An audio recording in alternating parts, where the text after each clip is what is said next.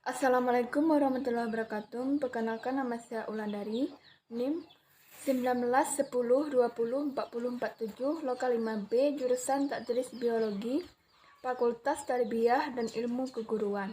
Dosen pengampu Bapak Hendra Ladirman, SSI, MPD. Adapun topik pembahasan kita kali ini, yang pertama pengertian diversitas spesies, yang kedua pusat keanekaragaman spesies. Baiklah, kita masuk ke penjelasannya. Bagian A, pengertian diversitas spesies. Keanekaragaman spesies atau diversity spesies adalah variasi keanekaragaman spesies baik tumbuhan, hewan, dan organisme yang hidup di suatu ekosistem atau tempat tertentu. Keanekaragaman spesies mencangkup seluruh spesies yang ditemukan di bumi, baik tumbuhan maupun satwa liar. Spesies dapat diartikan sebagai sekelompok individu yang menunjukkan beberapa karakteristik penting yang berbeda dibandingkan kelompok lain. Pada tahun 2006, banyak spesies secara resmi diklasifikasikan sebagai langka atau terancam punah. Apalagi para ilmuwan telah memperkirakan bahwa jutaan spesies yang lebih berisiko yang belum secara resmi diakui. Sekitar 40% dari 177 spesies dinilai menggunakan kriteria terdaftar sebagai terancam punah, total 16.119. Contohnya sebagai berikut. Familia Papilionaceae, misalnya kacang kedelai, kacang tanah, kacang panjang, dan petai. Familia Felidae, misalnya harimau, kucing, singa, dan cat. Metode pengukuran keanekaragaman spesies. Keanekaragaman spesies mengacu pada berbagai spesies yang hidup di suatu habitat tertentu. Aspek keanekaragaman spesies dapat diukur dengan beberapa cara, yaitu dengan klasifikasinya terlebih dahulu dalam 3 kelompok, lalu dilakukan pengukurannya. Ketiga kelompok metode pengukuran itu adalah sebagai berikut. Yang pertama, mengukur kekayaan spesies. Untuk mengukur kekayaan spesies, suatu daerah dapat dilakukan dengan cara menghitung jumlah spesies di daerah tersebut. Misalnya, berapa banyak spesies cendrawasih yang hidup di hutan ini, atau berapa banyak spesies katak yang hidup di wilayah spesies. 2.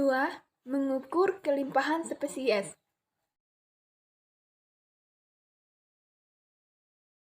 Sedangkan untuk mengetahui kelimpahan spesies suatu daerah atau wilayah dapat dilakukan dengan penjumlahan relatif antara spesies, mulai dari spesies yang paling lazim ditemukan dan spesies yang kurang lazim, sampai dengan spesies yang langka. Yang ketiga, taksonomi atau phylogenetic diversity. Pendekatan lain adalah dengan mengukur keanekaragaman taksonomi atau phylogenetik yang mempertimbangkan hubungan genetik antara kelompok yang berbeda spesies. Baiklah, kita masuk ke penjelasan yang B, pusat keanekaragaman spesies. Indonesia menjadi salah satu pusat keanekaragaman hayati di dunia dan dikenal sebagai negara mega biodiversity.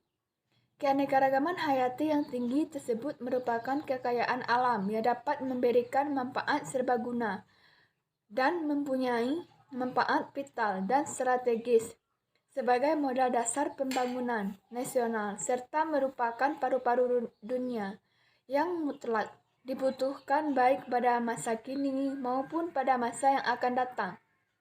Selain itu, Indonesia sebagai negara kepunahan yang memiliki cakupan luas yang bervariasi, dari yang sempit hingga yang luas, dari yang datar, berbukit, serta bergunung, di mana di dalamnya hidup flora, fauna, dan mikrobia yang sangat beraneka ragam. Berdasarkan gambaran kawasan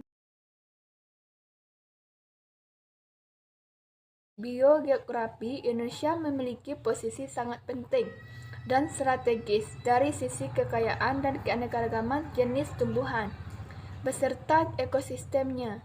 Tingginya keanekaragaman hayati dan tingkat endemisme menempatkan Indonesia sebagai laboratorium alam yang sangat unik untuk tumbuhan tropik dengan berbagai fenomenanya. Baiklah, hanya itu penjelasan dari saya. Jika terdapat kesalahan, saya mohon maaf. Saya tutup dengan wabillahi taufiq wa hidayah. Wassalamualaikum warahmatullahi wabarakatuh. Dah, ya.